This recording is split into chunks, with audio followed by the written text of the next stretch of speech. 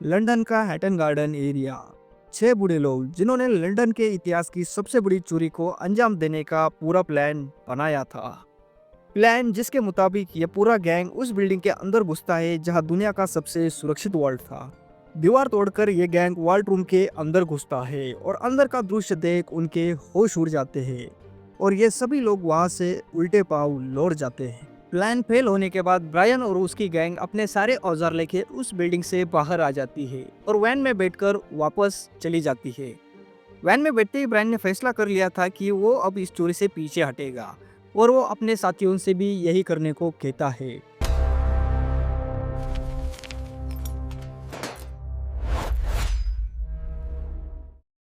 पर गैंग के दूसरे मेंबर्स के आंखों में अब लालच आ चुका था और वो किसी भी कीमत पर हाथ लगती दौलत को छोड़ना नहीं चाहते थे।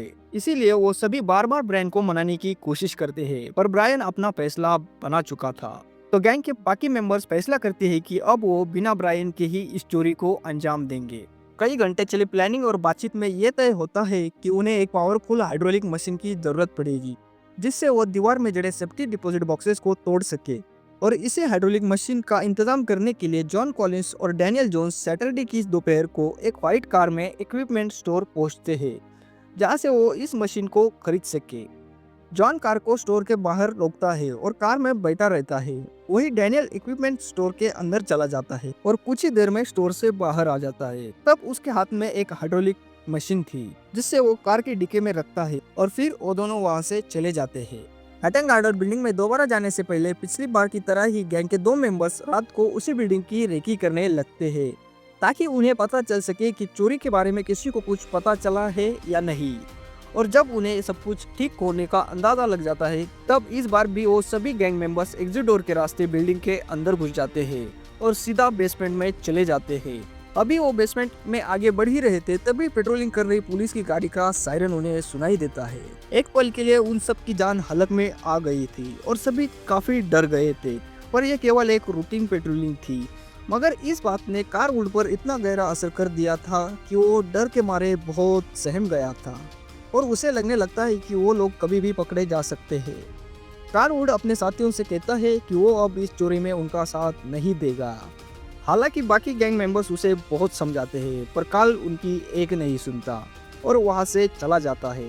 अब इस गैंग से ब्रायन और कार्ल जा चुके थे और बस 4 लोग ही गैंग में बचे हुए थे जिसमें डैनियल जोन्स, बेजिल, एरी परकिंस बिल्डिंग के अंदर थे और गैंग का चौथा मेंबर जॉन कॉलिंस बिल्डिंग के बाहर से उन पर नजर रखे हुए था। कार्ल के जाने के बाद वो लोग दोबारा अपनी चोरी की शुरुआत करते हैं और इस बार वो लोग अपने साथ लाई हाइड्रोलिक मशीन से सेफ्टी बॉक्सेस के पूरे कैबिनेट को दीवार से निकाल लेते हैं। ये मशीन इतनी पावरफुल थी कि इससे जो फोर्स जनरेट किया वो लगभग 10 टन का था जिसकी वजह से वॉल्ट की दीवार में क्रैक हो गया था और पूरा का पूरा कैबिनेट दीवार से बाहर आ चुका था। अब डैनियल जोन्स और बेजिल सारे डिपॉजिट बॉक्सेस को तोड़ना शुरू करते हैं और उसमें से निकलने वाली सारी कैश, ज्वेलरी और कीमती सामान उस छेद के रास्ते से पर्थिंग तक पहुंचना शुरू कर देते हैं। पर्थिंग्स का काम था कि वो इस पूरे लूट के सामान में से सभी कीमती सामान जैसे कैश, ज्वेलरी और डायमंड को अलग अलग करे और बाकी सामान जैसे कोई डॉक्यूमेंट्स उनको फेंक दे जो उनके किसी भी काम के नहीं हो। पर्थिंग सारे लूट के सामान को अपने साथ लाई कचरे की ट्रॉली में डालता है। इस वॉल्ट रूम में कुल 995 सेफ्टी बॉक्सेस थे जिसमें से वो लोग केवल 37 बॉक्सेस को ही खोल पाए थे। फिर भी इस लूट की कीमत $14 बिलियन यानी लगभग 150 करोड़ रुपए थी। तो सोचिए अगर पूरे 995 बॉक्सेस लूटे जाते तो ये आंकड़ा कहाँ तक जा सकता था। केवल 37 बॉक्स खुलने की वजह ये थी कि वो अपने साथ लाई कचरे की ट्रॉली में और लूट का सामान नहीं आ पा रहा था। लूट को अंजाम देने के बाद सभी गैंग मेंबर्स उसी एग्जिट डोर से बाहर आते हैं जहां जॉन कॉलिंस वैन के साथ उनका इंतजार कर रहा था।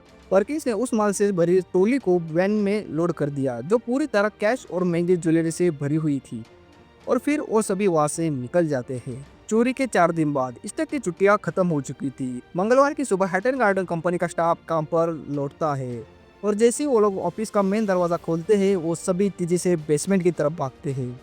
वार्ड रूम का दृश्य देख उनकी आंखें फटी की फटी रह जाती है। वो देखते हैं कि सेफ्टी बॉक्सेस जमीन पर इधर उधर बिखरे पड़े हैं और उसमें से सारा सामान गायब है। ये देखते ही वो लोग फौरन इस बात की खबर पुलिस को देते हैं और पुलिस सुबह 9 बजे मौका वारदात पर पहुंचती है। और अपनी तहकीकात शुरू कर देती है। पुलिस जैसे वॉल्ट रूम में जाती है, उनकी नज़र जमीन पर पड़े सेफ्टी डिपॉजिट बॉक्सेस पर पड़ती है, जिसमें से वो सारा सामान गायब था। और साथ ही साथ पुलिस को वहाँ कुछ औजारें जैसे हाइड्रोलिक मशीन मिलती है, जिसका इस्तेमाल चोरों ने किया था। इस चोरी की वजह से आसपास के शॉप ओनर्स और बिजनेसमैन को बहुत गहरा सदमा लगा था, क्योंकि उनका बहुत सारा कैश और कीमती सामान इन्हीं सेफ्टी बॉक्सेस में था जो चोरी हो चुका था। उन्हें यकीन ही नहीं हो पा रहा था कि इतनी हाई सिक्योरिटी और मजबूत वॉल्ट में चोरी हुई है, और वो भी तब जब इस वॉल्ट का alarm system alarm security company से सीधा कनेक्टेड है। इस चोरी ने हैटन गार्डन कंपनी के साथ साथ अलार्म सिक्योरिटी कंपनी पर भी कई सवाल खड़े कर दिए थे।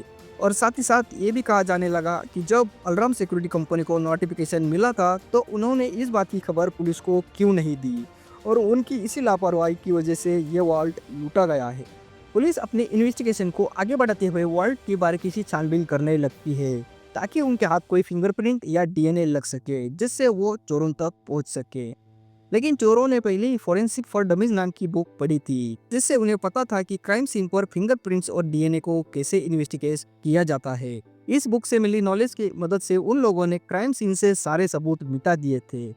और ये प्रूव करने के लिए पुलिस को क्राइम सीन पर ब्लीच की कुछ बोतल्स मिली थी, जिनका इस्तेमाल फिंगरप्रिंट्स को मिटाने के लिए किया गया था। फिंगरप्रिंट्स मिटाने के साथ साथ चोरों ने सीसीटीवी कैमरेज की हार्ड ड्राइव भी निकाल ली थी, जिसकी वजह से पुलिस के हाथ ना उनकी कोई तस्वीर लगी और ना ही कोई वीडियो फुटेज लगी। और इसी वजह से पुलिस अब भी खाली हाथ थी, और उन्हें समझ नहीं आ रहा था कि इन चोरों को कैसे पकड़े। पुलिस को एक बात तो साफ पता चल चुकी थी, वो जिस गैंग के पीछे लगे हैं वो गैंग प्रोफेशनल चोरों से भरी पड़ी है, और उन्हें फोरेंसिक और बाकी छोटी चीज़ों की काफ़ी अच्छी जानकारी है। इस गैंग को पकड़ना उनके लिए बहुत मुश्किल होने वाला है। कुछ दिन बीतने के बाद पुलिस के ऊपर इस गैंग को पकड़ने का प्रेशर बढ़ता ही जा रहा था, और अभी उन्हें किसी भी कीमत पर इस गैंग को चोरी के माल को बेचने से पहले पकड़ना था। आखिरकार पुलिस के हाथ वो पहली कड़ी लग ही जाती है, जिसने इस पूरी रॉबरी केस को सॉल्व करके रख दिया था। हालांकि इस गैंग ने प्लानिंग तो बहुत बेहतरीन की थी, मगर एक बहुत ज़रूरी पॉइंट उनसे छूट गया था, और वो ये था कि लंदन की सड़कों पर हर जगह लगे सीसीटीवी कैमरास। और ऐसा ही एक कैमरा हैटन गार्डन बिल्डिंग के बाहर रोड साइड के एक पोल पर लगा था। इसका साफ मतलब था, लंदन की सड़कों पर आने जाने वाला हर शख्स और हर गाड़ी इन कैमरास में कैद हो जाती थी, और इन कैमरास का एक्सेस भी पुलिस के पास था। पुलिस अब इन कैमरास की फुटेज खंगालना शुरू कर देती है, और कई दिन खंगालने के बाद उनके हाथ चोरी की रात का वो फुटेज लग जाता है, जिसे देख उनकी आंखों में चमक आ जाती है। पुलिस को इस फुटेज में वो व्हाइट वैन दिखाई देती है जिसे जॉन कॉलिंस चला रहा था, और जिसमें से दो गैंग मेंबर्स वर्कर्स का यूनिफॉर्म्स पहने हुए बाहर निकले थे। पुलिस को इस फुटेज में बेजी भी दिखाई देता है, जिसने पॉलीथीन बैग से अपना चेहरा छुपा लिया था।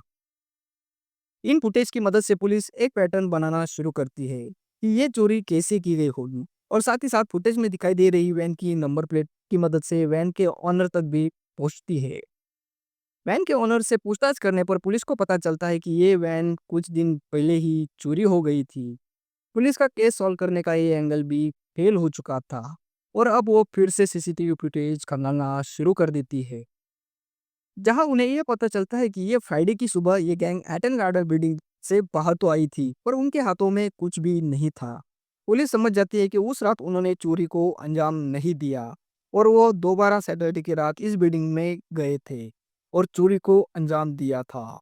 और अगली सुबह कचरा भरने की ट्रॉली में सारा लूट का सामान भरकर बाहर आए, और उस व्हाइट वैन में लोड कर दिया और वहां से फरार हो गए।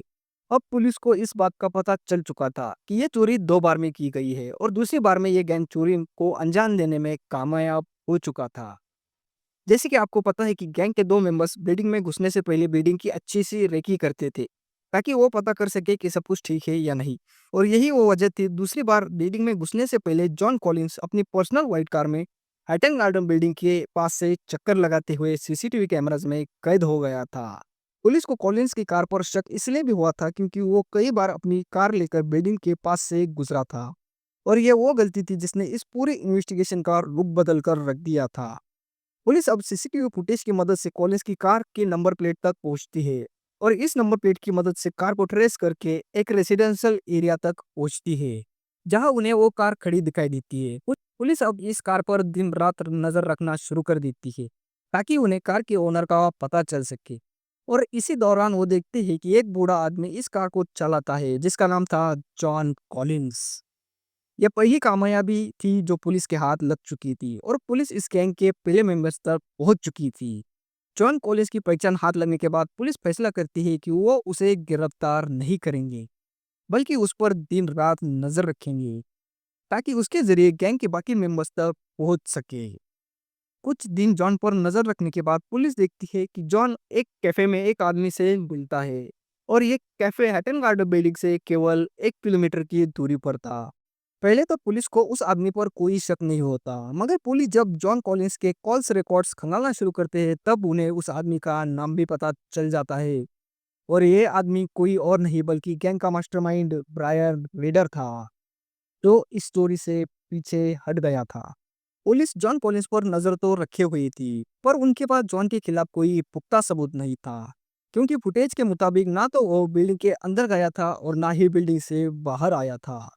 पुलिस को जॉन पर नजर रखते काफी दिन हो गए थे और उनको समझ आने लगा था कि वो जितना ज्यादा वक्त नजर रखने में लगाए उतने वक्त में चोर लूट का सारा माल बेच देंगे।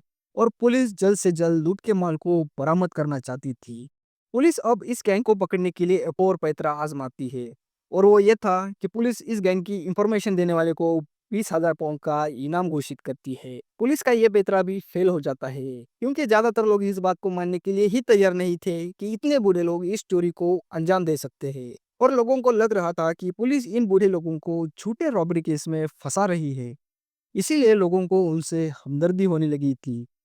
पुलिस का ये दाव उन्हीं पर उल्टा पड़ गया था और गैंग की इंफॉर्मेशन मिलने के बजाय पुलिस को और भी परेशानियों का सामना करना पड़ रहा था। उधर न्यूज चैनल भी इस स्टोरी को एक मास्टरपीस बता रहे थे और हर न्यूज चैनल पर इसी गैंग की तारीफें हो रही थी, क्योंकि उन्होंने एक अद्भुत और नामुमकिन चोरी को अंजाम दिया था और एक ऐसा वार्ड तोड़ा था जिसे तोड़ना लगभग नामुमकिन था। पुलिस के पास अब जॉन पॉलिस पर नजर रखने के अलावा और कोई ऑप्शन नहीं था।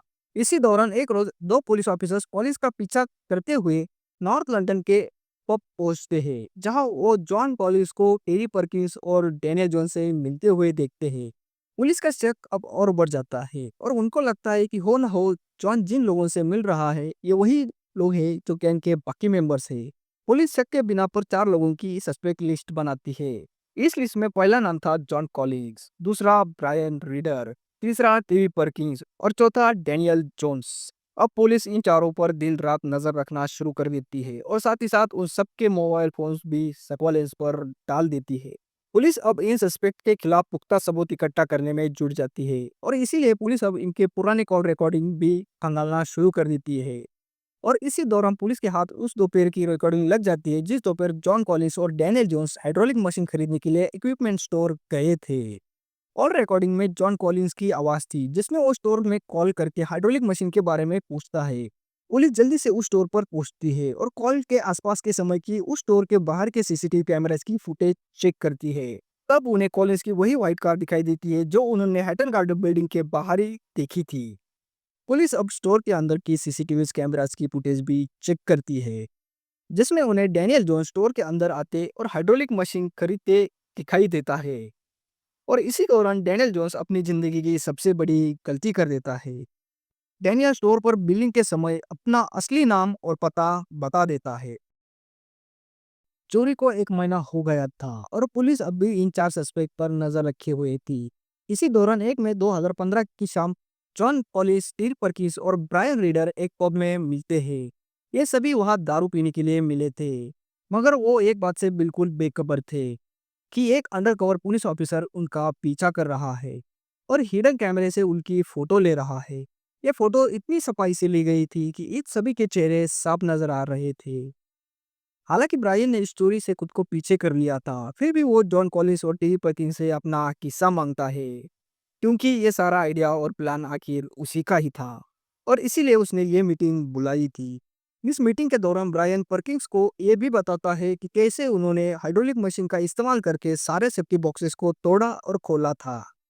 पास में बैठा अंडरकवर ऑफिसर उनकी ये बातें सुन लेता है और अब उसे पूरा यकीन हो जाता है कि ये चोरी इन्हीं बूढ़े लोगों ने की है और उसने ये सारी बातचीत टेप रिकॉर्ड्स में रिकॉर्ड भी कर ली थी।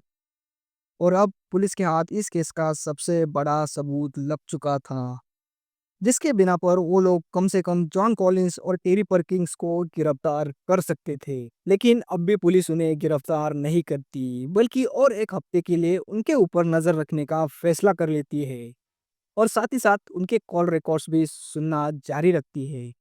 और सिर्फ 2 दिन में ही पुलिस के सामने एक और नाम आ जाता है और वो था कार्ल वूग। कार्ल वही शख्स था जिसने चोरी के दूसरे दिन खुद को चोरी से पीछे कर लिया था और वहां से चला गया था। पुलिस के हाथ अब इस गैंग के 5 मेंबर्स की पहचान लग चुकी थी। अब बस एक ही शख्स बाकी था और वो था बेजी, गैंग का छठा और आखिरी मेंबर। जो कि बेजिल ने अपना फेस पॉलिथीन बैग से छुपा लिया था, इसी वजह से चोरी के 6 हफ्ते बाद भी बेजिल पुलिस के नजर में नहीं आया था। पुलिस अब जल्द से जल्द इन 5 लोगों को गिरफ्तार करना चाहती थी और तभी कॉल रिकॉर्डिंग सुनने के दौरान उन्हें एक ऐसी बात पता चलती है जिससे सभी पुलिस वालों की जान में जान आ जाती है।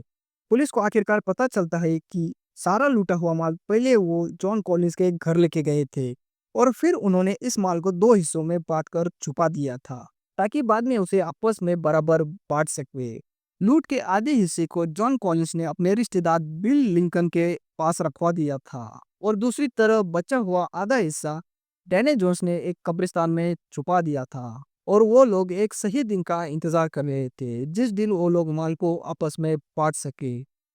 पुलिस को जैसे ही यह पता चलता है वो अब उन 5 पर और कड़ी नजर रखना शुरू कर देते हैं। पुलिस फैसला करती है कि उन सभी को रंगे हाथ माल को आपस में बांटते समय गिरफ्तार कर लिया जाएगा। चोरी को अब 7 हफ्ते बीत चुके थे और आखिरकार वो दिन आ ही जाता है। पुलिस को रिकॉर्डिंग्स द्वारा पता चलता है कि वो लोग मिलने वाले हैं और माल को बांटने का प्लान बना रहे हैं। उनका प्लान था कि वो सारा चोरी का माल निकाल कर एक बार के पीछे मिलेंगे जहां जॉन कॉलिंस अपनी कार के साथ खड़ा होगा और फिर वो लोग सारा माल जॉन कॉलिंस की कार की डिक्की में रखेंगे और फिर वहां से टेरी पर्किंस के घर जाएंगे और वहां माल को आपस में बांटेंगे। इस सब के दौरान पुलिस हर पल उनके पीछे थी, हर पॉसिबल वे से उन पर नजर रखे हुए थी और इस गैंग को रंगे हाथ पकड़ने के लिए पूरी तरह तैयार थी। ये सभी लोग परकिंस के घर पहुंचते हैं और लूट के माल को आपस में बांटना शुरू करते हैं और घर के बाहर चुपके से खड़ी पुलिस धड़ाम से दरवाजा तोड़कर अंदर आ जाती है। पुलिस को देखकर इन सभी लोगों के पैरों तले जमीन गायब हो जाती है। उन लोगों को जरा भी भनक नहीं लगी थी कि पुलिस उनका पीछा कर रही है। पुलिस उन सबको गिरफ्तार कर लेती है और सारा माल बरामद कर लेती है। पुलिस ने बरामद किया माल में महंगे ज्वेलरी, सोना, हीरे और कैश थी, जिसकी कीमत 4 मिलियन पाउंड थी, यानी लगभग 50 करोड़ रुपए। 5 को गिरफ्तार करने के बाद supreme court of United kingdom में मुकदमा चलाया जाता है, जिसके दौरान चोरी की प्लानिंग करने के लिए ब्रायन रीडर को 6 साल 3 महीने की सजा दी जाती है और बाकी मेंबर्स को 7 साल की सजा दी जाती है। बेजिरी गैंग का छठा और आखिरी मेंबर अभी तक पुलिस के हाथ नहीं लगा था, क्योंकि चोरी के बाद वो बिल्कुल ही गायब हो गया था। मगर पूरे 3 साल बाद एक खबरी की मदद से वो भी पुलिस के हाथ लग जाता है और पुलिस से बच के 3 साल भागने के लिए उसे बाकी मेंबर से ज्यादा यानी 10 साल की सजा दी जाती है। पूरे इंटरोगेशन के दौरान पुलिस सिर्फ 4 मिलियन पाउंड ही बरामद कर पाई थी और बाकी 10 मिलियन का आज तक पता नहीं चल पाया। तो ये थी उन बूढ़े लोगों की कहानी जिन्होंने लंदन के इतिहास की अब तक की सबसे बड़ी चोरी को अंजाम दिया था। अगर आपको ये वीडियो अच्छी लगी हो तो वीडियो को लाइक कर देना और ऐसे ही और वीडियोस देखने के लिए चैनल को सब्सक्राइब करने के साथ साथ बेल आइकन जरूर दबा देना।